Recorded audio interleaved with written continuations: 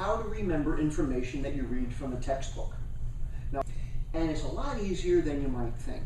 Now, the way most people normally try to read a textbook is they start at the first page of the chapter and they read to the last page of the chapter, and that's their approach. They read a textbook the same way they read a novel.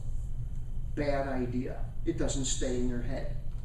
So I'm going to show you a few things that you can do to be able to read any kind of a textbook or any kind of a manual, especially if you are preparing for an exam. This is going to be life-changing when you understand this approach.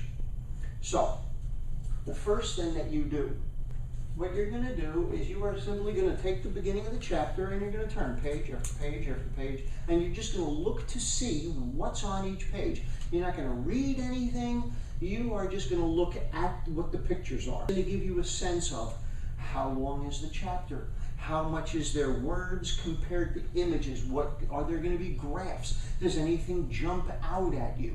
That's the very first thing you're going to do. Now you're going to go back to the beginning of the chapter and you are going to read the bold print. You're not going to read all the sentences. You're not going to read all the information in the entire chapter. You're just going to go read the bold print. Who can tell me what is the information that's contained in the bold print?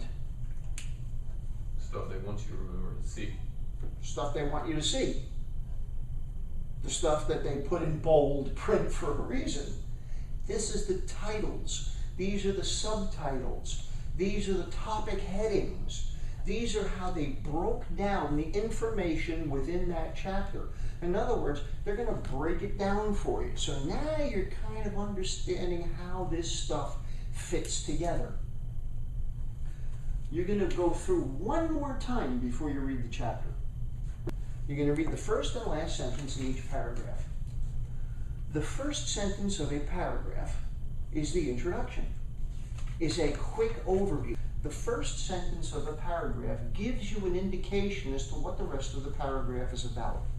And usually the last sentence of the paragraph helps you sum it up. Right now, and I want to stress this, at this point you are not reading this for comprehension. You are reading this for exposure. You're not going to understand this stuff yet. Why? Because you haven't been able to connect the dots. But now you're going to have a map of all the dots. Now what you've got is preview of coming attractions.